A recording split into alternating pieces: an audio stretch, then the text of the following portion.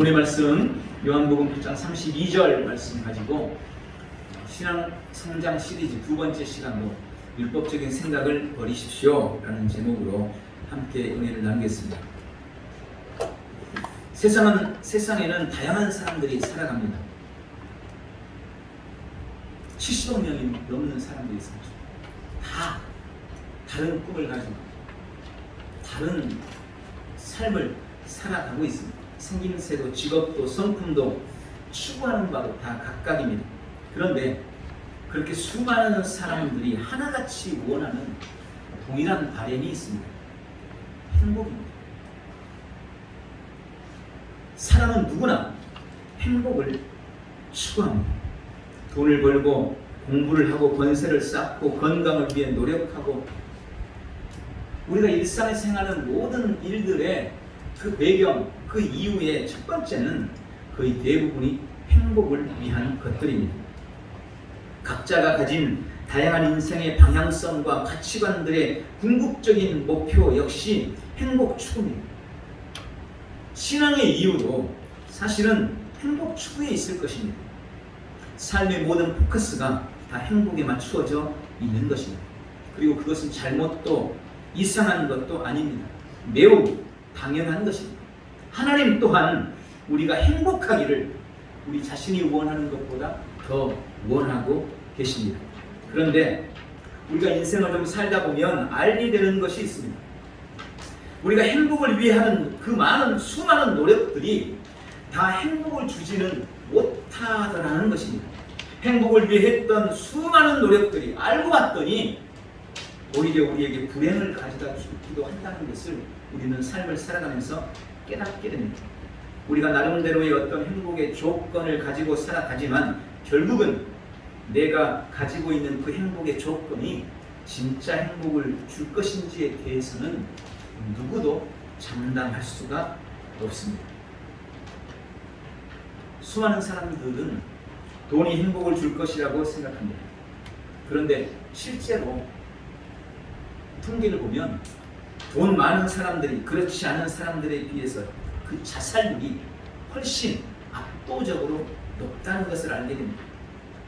권세나 명예를 쫓는 사람들이 있습니다. 그들은 그것을 얻으면 행복할 거라고 생각합니다. 요즘에는 매스컴이 워낙 발달해 있기 때문에 최고의 권력자들, 이 땅을 좌지우지하는 권세자들의 이야기를 우리가 너무나 쉽게 접할 수 있습니다. 최고의 권력을 가지고 나라를 뒤흔들고 있는 사람들의 모습이 우리가 매스컴 통해 보잖아요. 그들이 과연 행복해 보입니까? 저는 아닌 것처럼 보입니다. 그런데 여전히 돈이 없는 사람들, 권세가 없는 사람들은 그것이 행복을 줄 알고 그것을 따릅니다. 내가 돈이 없기 때문에 행복하지 못한 거야. 내가 좋은 차가 없기 때문에 행복하지 못한 거야. 내가 좋은 집이 없어서 행복하지 못한 거야 하면서 그것들을 찾고 구하고 그것을 얻기 위해 애를 씁니다. 그러다가 그것을 얻으면 잠깐은 행복한 것 같죠. 그러나 그 행복이 얼마 가지 못합니다. 결국 또 다른 무언가를 찾아 떠나게 됩니다. 더 높은 아니면 더 많은 것을 구하든지 아니면 또 다른 종류의 어떤 것을 찾기 시작하는 거죠.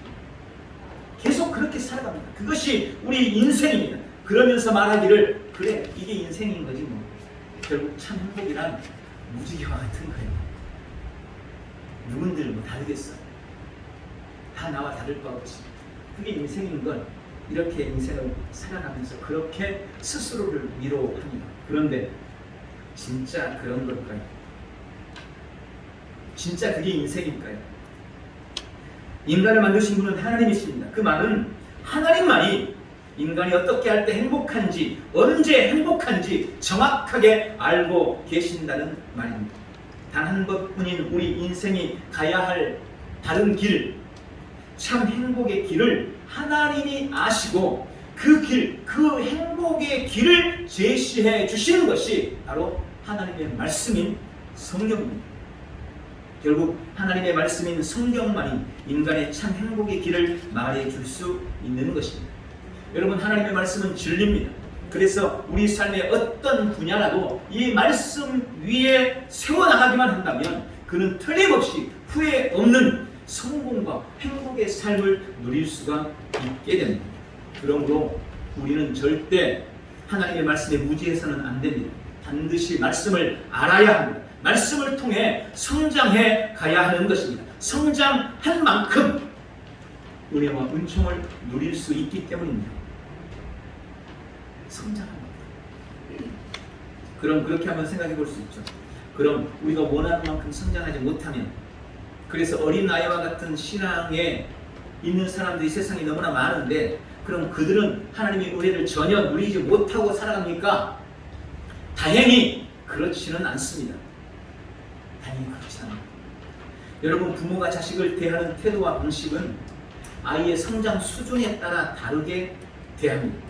현명한 부모일수록 아이의 수준에 잘 맞추어서 대하는 것입니다. 그게 현명한 거예요. 우리 기후를 대하는 태도나 방식을 가지고 여러분이 만약 범준이한테 대입했어요. 범준이 나면 기분 나쁠 거예요. 내가 얘기인 줄 알아.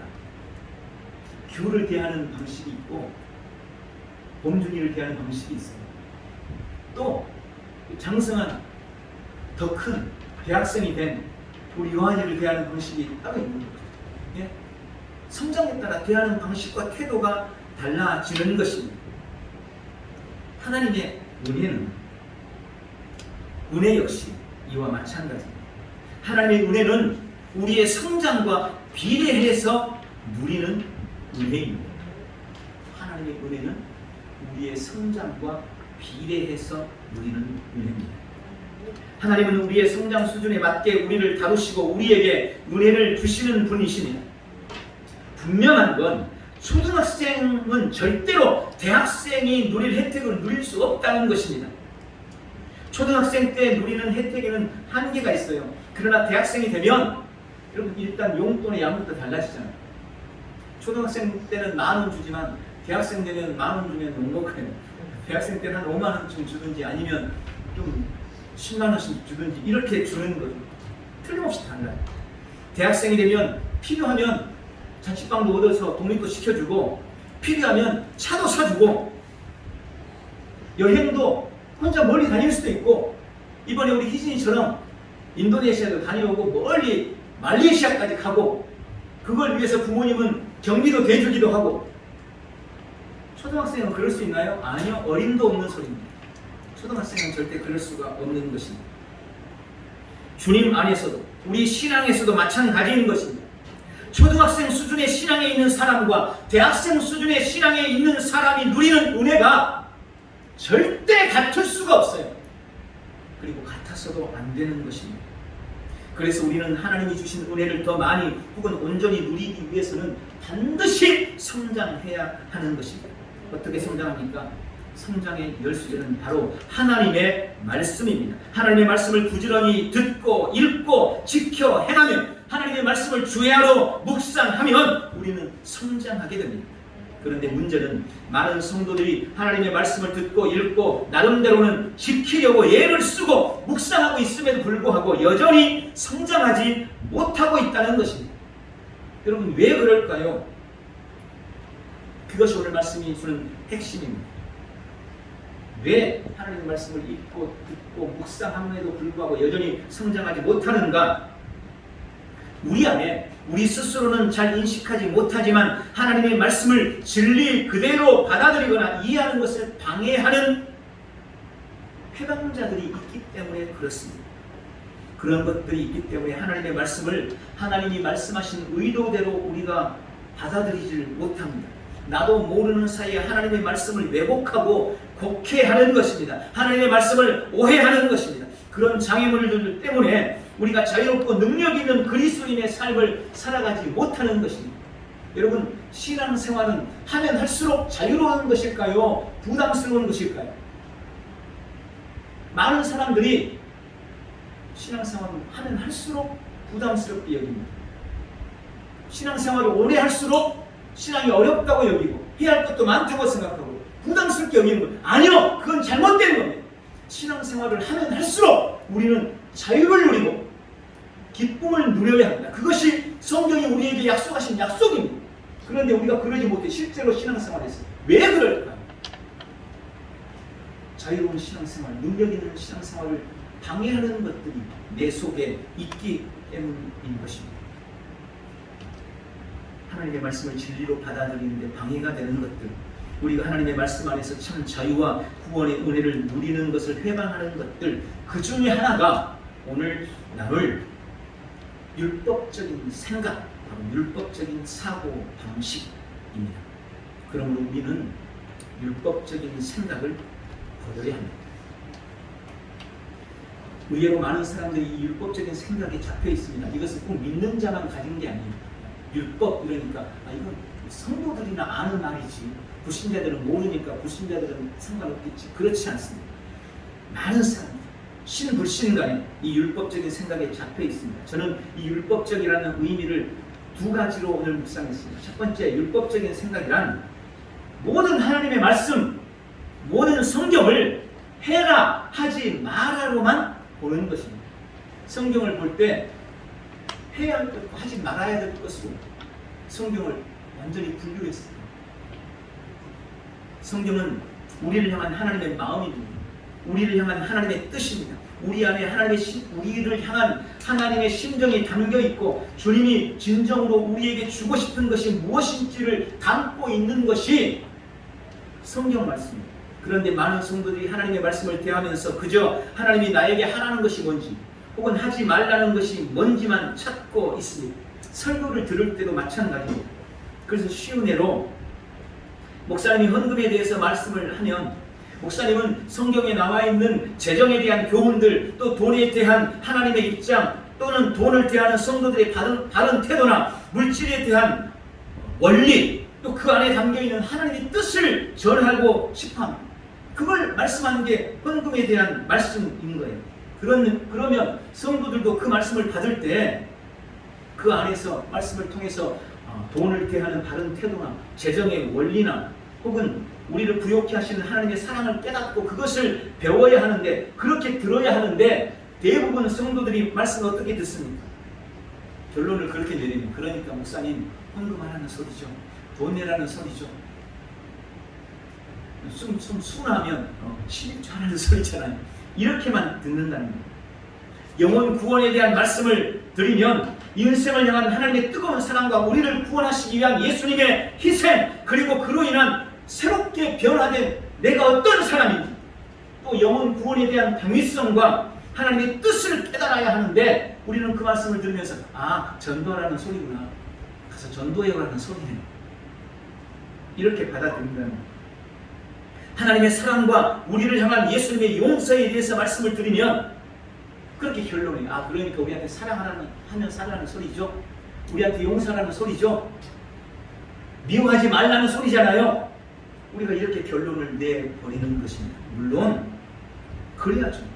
사랑하며 살고 용서하며 살고 미워하지 않아야 되죠. 그런데 성도들은 들을 때 그 앞에 있는 더 중요한 날 향한 하나님의 사랑, 예수님의 희생에 대해서는 묵상하려고 하지 않고 그저 결론적으로 사랑하라고 하는구나, 용서하라고 하는구나, 미워 죽겠는데 나한테 미워하지 말라고 그러는구나, 이런 식으로 접근하고 이런 식으로 적용하는 겁니다. 이게 바로 율법적인 생각으로 접근한다는 것입니다. 모든 설교를 그런 식으로 받기 때문에 한 목사님 밑에서 한 교회에서 신앙생활을 오래 하다 보면요, 말씀에 주일에 와가지고 주보에 딱 본문만 보고도 오늘 목사님 무슨 말 하려는 것도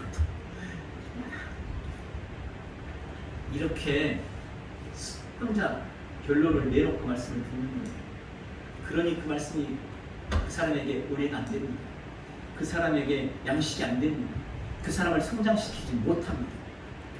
나 혼자 할 것, 하지 말 것 딱 구분해놓고 그렇게 받아들이는데 어떻게 그게 은혜가 되겠어요? 물론 한편으로 은혜가 이해가 됩니다. 우리가 늘 그런 식으로 교육을 받아왔기 때문입니다. 집에서 부모님도 유치원으로부터 초등학교 선생님들도 늘 해야 할 것과 하지 말아야 할 것을 정해놓고 그걸 아이들한테 강요하는 거죠. 이건 해야 돼, 이건 하지 말아야 돼. 늘 이런 식의 교육을 받아왔습니다.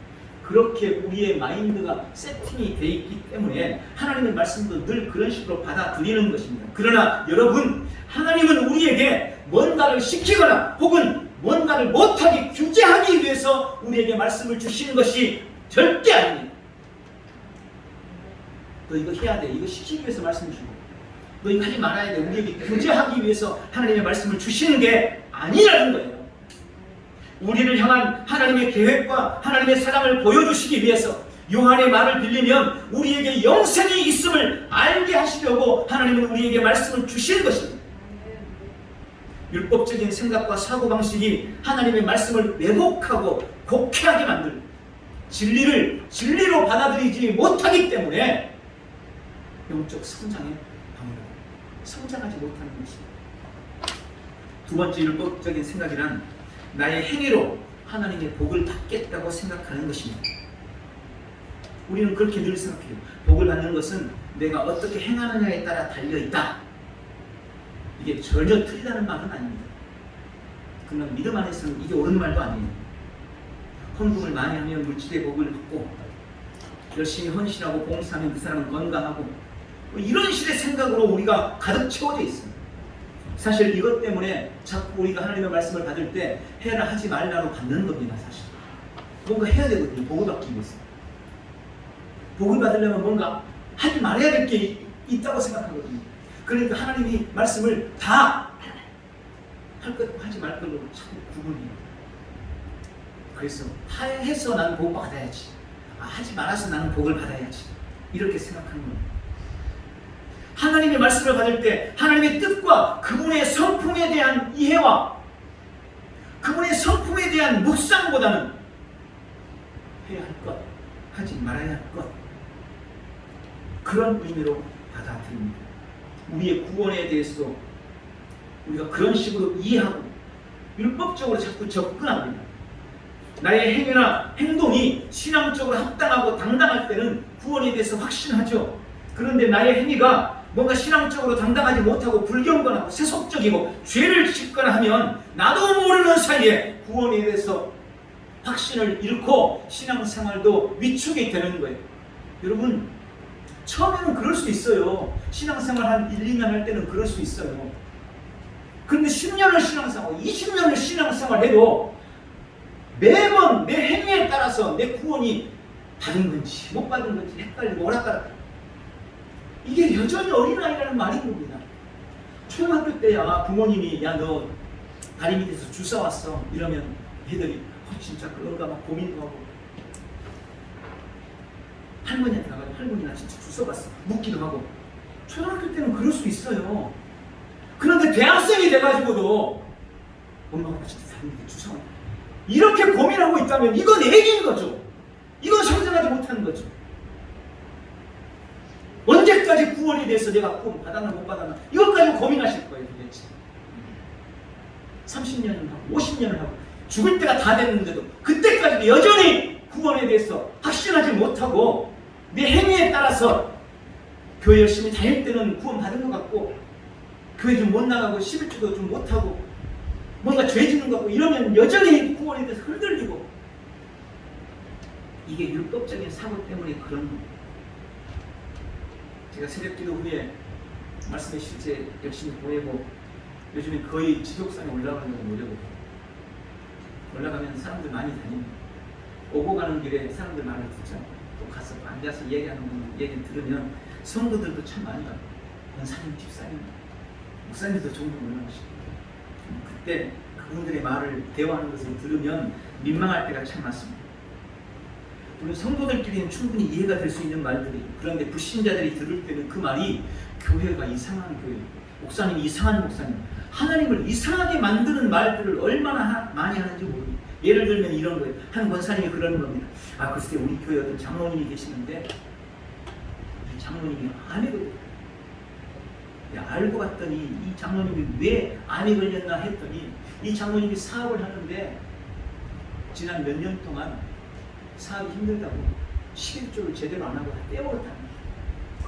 그래서 하나님이 벌을 주시는 거예요. 그래서 장로님이 암에 걸렸다는 거예요. 이렇게 그런데 그 옆에 있는 집사님 그래요. 우리 교회 어떤 집사님은 그 집사님 얼마나 열심히 일하고 충성된 사람인지 몰라요. 그런데 이 집사님은 이 사람이 하는 일마다 안 되고 맨날 쫄딱 망한다는 거예요. 그래서 그 이유를 알고 봤더니 이 집사님이 젊었을 때 하나님으로부터 너는 사명자, 너는 주의 종이 되어야 된다라고 사명을 받았는데 이 집사님이 주의 종 하기 싫다고 이리 피하고 저리 피하다 보니까 하나님이 계속 하는 일마다 망하게 만들고 쫄딱 망해가지고 이제 와서 50이 넘어가지고 나 이제 주의 종 해야 되겠나 보다 이러고 이제 신학교 들어가서 그나마 다행이다 이런 식으로 이야기를 하고 있는 겁니다. 물론 믿음의 사람들끼리 그런 말 할 때는 그게 어느 정도 이해가 돼요. 또 그런 부분들이 전혀 없는 건 아닙니다. 그런데 내가 어디 가서 전도한답시고 미용실에 가가지고 찜질방에 앉아가지고 예수 안 믿는 사람들한테 그런 말을 한다고 생각했어요. 그 말이 무슨 말입니까? 하나님은 11주 안 하면 병을 주시는구나. 11주 안 하고 헌금 안 하면 하나님이 나를 병들게 하는 하나님이구나. 내가 하나님 말을 안 듣고 주의 종대라는 종이 안 되면 하나님이 내 인생을 쫄딱 망하게 만들어 버리겠구나. 여러분, 하나님이 그런 하나님입니까? 아니요. 절대 그런 하나님이 아닙니다. 그런데 우리도 모르는 사이에 하나님을 그런 식으로 말하고 있는 거예요. 세상 사람들이. 그들이 그런 하나님을 믿겠습니까? 차라리 교회 안 나가고 11조 안 하고 얼마 좋아. 교회 나가서 11조 안 한다고 병주. 하나님이 시키는 거 안 했다고 쫄딱 망하게 하고 그런 일을 왜 나오고 있어요? 왜 우리가 그렇게 말합니까? 율법적인 사고 때문에 그런 내 삶을 율법적으로 보기 때문에 그렇게 하나님을 이상하게 만드는 실수를 범하는 것입니다. 신약 성경에 사도 바울이 쓴 성경이 많습니다. 그는 자신이 쓴 서신서 앞부분에는 우리가 받은 구원이 무엇인지, 우리가 하나님의 우편에 그리스도와 함께 앉아있고 우리의 신분이 어떻게 바뀌었는지, 우리의 신분과 권세가 무엇인지에 대한 말씀을 쭉 하세요. 그리고 그 후반부에 가가지고 그런 우리 성도가 어떻게 삶을 살아가야 할지, 삶에 필요한 실제 교훈들을 말씀합니다. 예를 들어서 예배소서 같은 경우에는 후반부에 그런 말씀이 있어요. 아내들에게 너희는 남편에게 복종해.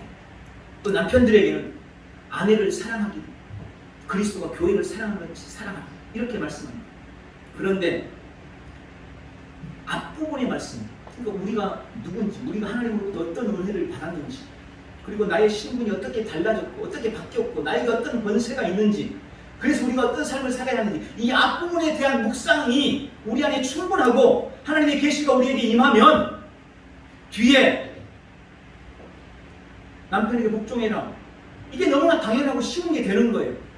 아내를 사랑해라, 이게 너무나 당연하고 쉬운 게 되고 그게 너무나 자연스럽게 받아들여지게 되는 겁니다. 그런데 앞부분에 나와 있는 이 계시의 말씀, 내가 누군지, 하나님이 나를 어떻게 사랑하시는지, 내가 어떻게 변화되는지, 이 부분에 대한 묵상이나 이해가 없이 뒤에 아내들에게, 남편에게 복종해라, 남편들에게 네 아내를 사랑하기를 네 몸처럼, 아니 교회가 그리스도가 교회를 사랑하는 것처럼 네 몸을 바쳐서 사랑해라, 이렇게 말을 들으면 그렇게 거부감이 생기는 거예요. 아니 요즘 같은 때가 시대가 어떤 시대인데 무슨 복종이라니 이렇게 말을 듣는, 이렇게 생각이 드는 거예요. 그리고 남편에게 복종하라는 말이 어렵게 느껴지고 부담스럽게 느껴져요. 아내를 사랑하기를 그리스도가 교회를 사랑하는 것처럼 사랑하라는 그 말이, 생명을 다해서 목숨을 걸고 사랑하는 그 말이 어렵게 여겨지는 것입니다. 그런데 우리가 자꾸 말씀을 들을 때 앞부분의 말씀, 중요한 원리, 계시에 대한 말씀은 우리가 잘 안 들립니다. 꼭 해를 하지 말라만 자꾸 들리는 거예요. 성경을 볼 때 율법적인 생각과 사고를 우리는 내려놔야 합니다. 마태복음 11장 28절부터 30절은 그렇게 말씀합니다. 수고하고 무거운 짐진 자들아 다 내게로 오라. 내가 너희를 쉬게 하리라. 나는 마음이 온유하고 겸손하니 나의 멍에를 메고 내게 배우라. 그리하면 너희 마음이 쉼을 얻으리니 이는 내 멍에는 쉽고 내 짐은 가벼움이니라. 여러분, 이 말씀을 통해 하나님이 우리에게 주시는 하나님의 뜻은 쉼과 회복입니다. 안식입니다. 무거운 인생의 짐을 짊어지고 사는 우리에게 주님은 쉼과 안식을 주고 싶어 하십니다. 그러니까 우리가 이 말씀을 이해할 때, 주님은 나에게 내가 인생의 무거운 짐을 짊어지고 가는 것을 알고 쉼을 주시기를 원하십니다. 나에게 안식을 주시기를 원하시는구나. 내 인생의 짐이 지금 무겁다는 것을 아시고 나에게 와서 쉬라고 말씀하시는구나. 이렇게 접근하고 이렇게 접근하면 내가 쉼과 안식을 위해서 주님께로 가는 것이 너무나 당연합니다. 그것이 쉬운데 율법적인 눈으로 오히려 감사하고 쉽게 받아들여지는데 율법적인 생각으로 이 말씀을 보면 그렇게 보이는 거예요. 아, 그래서 하나님이 지금 우리한테 하나님께로 오라고 그러는구나. 하나님께 오라고 하는구나. 오라고 하는 데다 초점을 맞춥니다. 내 짐은 쉽고 내 멍에는 내 짐은 가볍고 내 멍에는 쉽다. 이 말은 하나님께 오라고 꼬시기 위해서 하신 말씀에 불구하고 결국은 오라고 하는 말을 듣는 겁니다. 이건 그렇게 생각할 수가 있는 거예요. 뭐야, 할 일도 많고 바빠 죽겠는데 왜 나보고 오라 가라. 오바해서 이렇게 표현할 수가 있는 거예요. 뭔가 나에게 명령하는 것 같고 안 오면 너 큰일 나 라고 협박하는 것처럼 들리게 되는 것입니다. 초점이 다른 데 가 있습니다. 이게 문제인 거예요. 쉼과 회복을 주시기 원하시는 주님의 마음을 우리가 깨달아야 되는데 오라 하는 주님의 명령에 초점을 맞추면 그 말씀이 어렵게 여겨지는 겁니다. 요한복음 4장 23절부터 24절 말씀, 하나님께 참되게 예배하는 자들은 영과 진리로 예배할 때가 오나니 곧 이때라. 아버지께서는 자기에게 이렇게 예배하는 자들을 찾으십니다. 하나님은 영이시니 예배하는 자가 영과 진리로 예배할지니라. 사마리아의 우물가의 여인과 대화에서 예수님이 하신 말씀입니다. 대화를 하면서 예수님이 선지자인 줄 알고 이 여인은 예수님께 어디에서 예배하는 것이 맞는지 참된 예배처에 대해서 예수님께 물었습니다. 예수님은 그 여인에게 그렇게 말씀합니다. 아직은 예루살렘에서 예배하는 것이 맞다.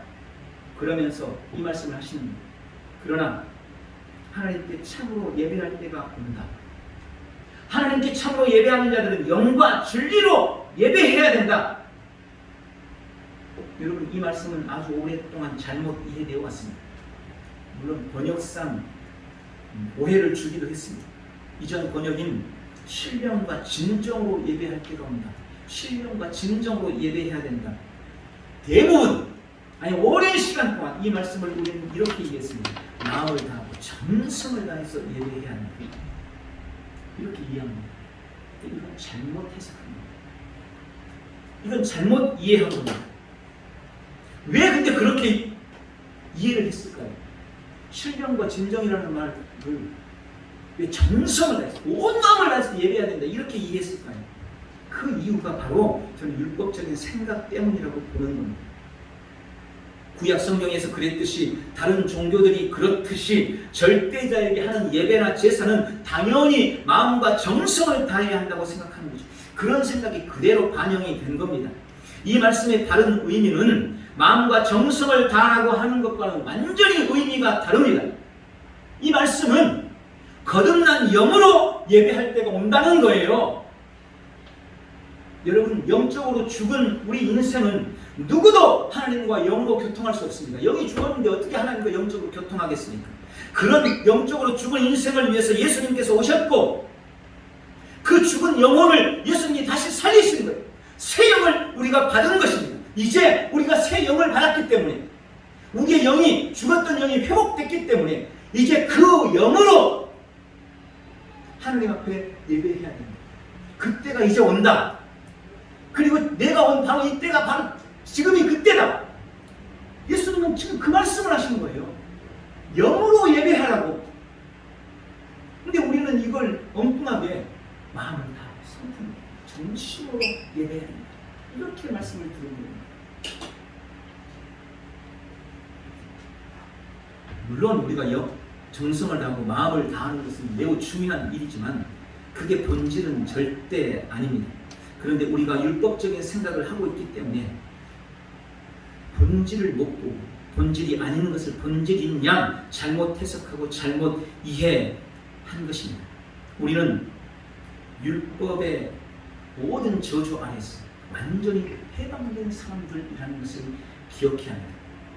구약은 율법이 지배하는 시대였습니다. 그들은 율법에서 구원의 길을 찾았습니다.